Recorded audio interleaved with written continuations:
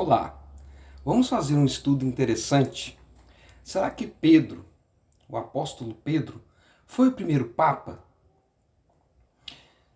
Se nós deixarmos um pouco a tradição de lado, entende? Com todo respeito aos católicos, e formos somente na Bíblia, nós vamos compreender de forma correta e através do Espírito Santo que Pedro não foi o primeiro Papa.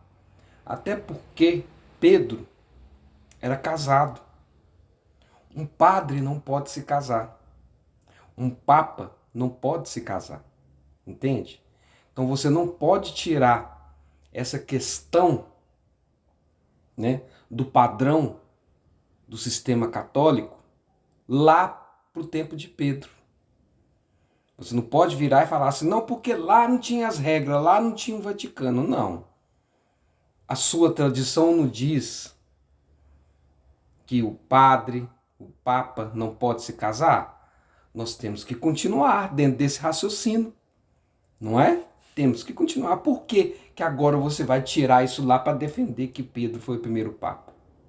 Entende? Mas esse argumento que eu estou falando com você também aqui, ele é um argumento válido e racional, mas ele também não é muito consistente, porque o argumento tem que estar de acordo com a Escritura. Somente a Escritura, nada mais que a Escritura. Foi o que Martinho Lutero disse. Entende? E para isso nós vamos ler aqui Mateus, capítulo 16, que começa do verso 13, tá? Vamos nos atentar a esse estudo, entende? De uma forma humilde. Aqui eu não estou inventando. Você vai ver, eu vou ler, depois você vai ler na sua casa e você vai entender. Aqui não tem invenção minha, não. Não estou inventando nada, não, para você acreditar em mim, não. Entende?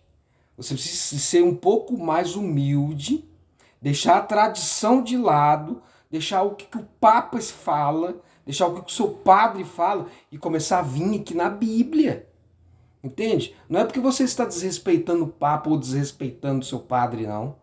Você está vindo na Bíblia, no livro de Deus, na carta de Deus. Ok? O Papa não tem carta e nem o padre da sua igreja tem carta.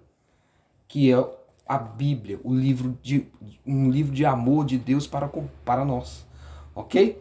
Então vamos lá.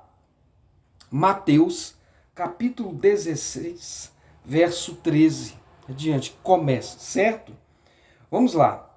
E chegando Jesus às partes de Cesareia de Filipe, interrogou os seus discípulos. Jesus começou a fazer uma pergunta aos discípulos.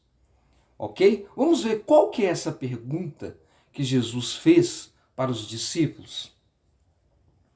Jesus perguntou: quem dizem os homens ser o filho do homem, né? Jesus está perguntando o que as pessoas dizem que ele é. O que as pessoas acham que ele é. Entende? Aí os discípulos responderam. E eles disseram, uns João Batista, então acharam que Jesus era João Batista, outros Elias, e outros Jeremias, ou um dos profetas. Está vendo? Os discípulos, eles focavam no Antigo Testamento, porque a Bíblia deles era aquela ali. E esse momento aqui está sendo feito o Novo Testamento. Entende? O relato do Novo Testamento só foi após a conclusão dos relatos dos evangelhos. Ok? Então, você viu como eles fixam na Escritura? Eles não fixam em Maria, eles não fixam em anjos, eles não fixam em santos. Você está vendo? Nós estamos trabalhando aqui num estudo de forma bem racional, entende? E aí, veja bem, disse-lhes ele, e vós, quem dizeis que eu sou?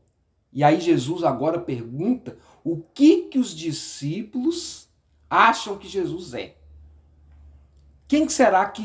O que será que os discípulos achavam que Jesus era? Quem Jesus era para eles agora? Os discípulos. Que primeiro ele perguntou o que o povão estava achando. Agora está perguntando para os discípulos. Agora veja bem a resposta. E Simão Pedro, o apóstolo Pedro, respondendo, disse: Tu és o Cristo, o Filho do Deus vivo. Está vendo? Aqui está falando que Pedro disse que Jesus é o Cristo, Filho do Deus vivo.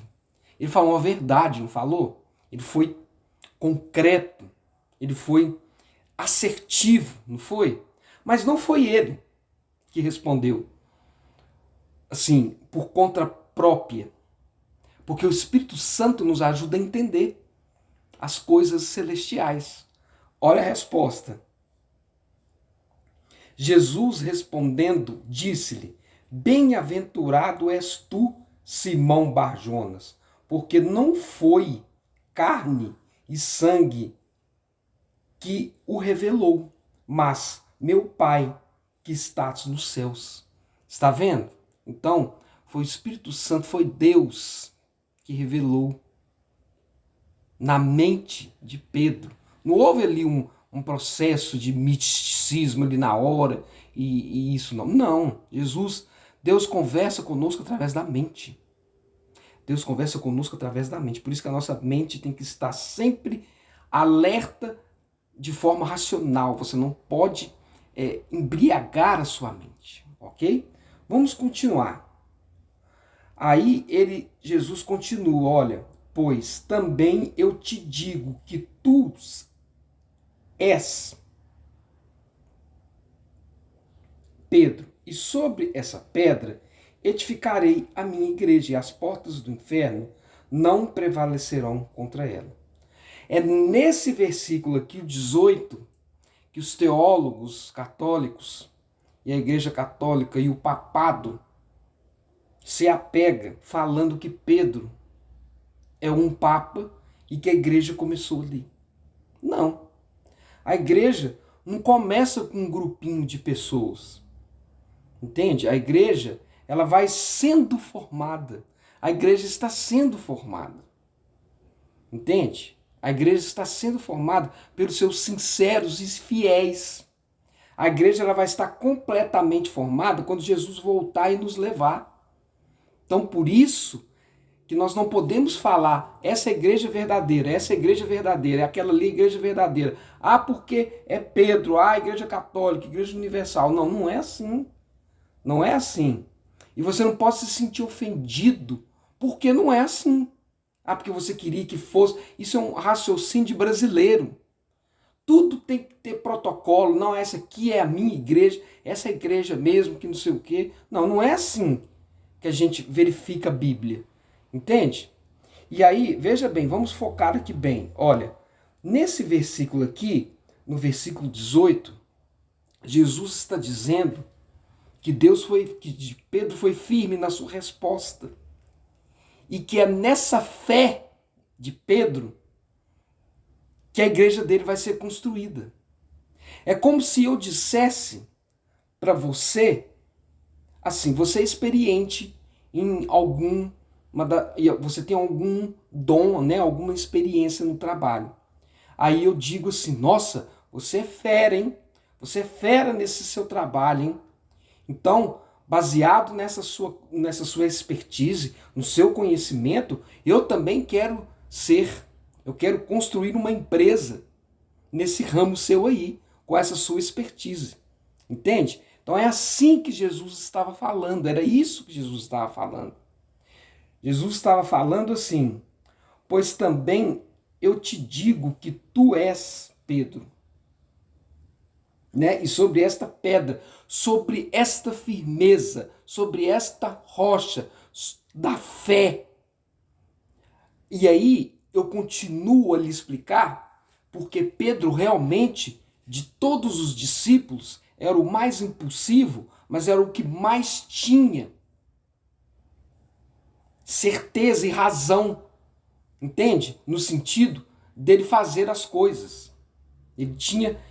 Ele quando Jesus falava as coisas com ele já levantava de imediato. Falei assim, não, eu quero. Independente se estava fazendo certo ou errado. Pedro sempre foi o primeiro. Sempre foi o primeiro a dar a cara a tapa para Jesus, por Jesus. Entende? Vacilando como vacilou, porque negou Jesus, entende? Então Pedro sempre foi o primeiro, ele sempre esteve à disposição. Então é nessa disposição, entende? Que Jesus quer que nós sejamos partes da igreja dele.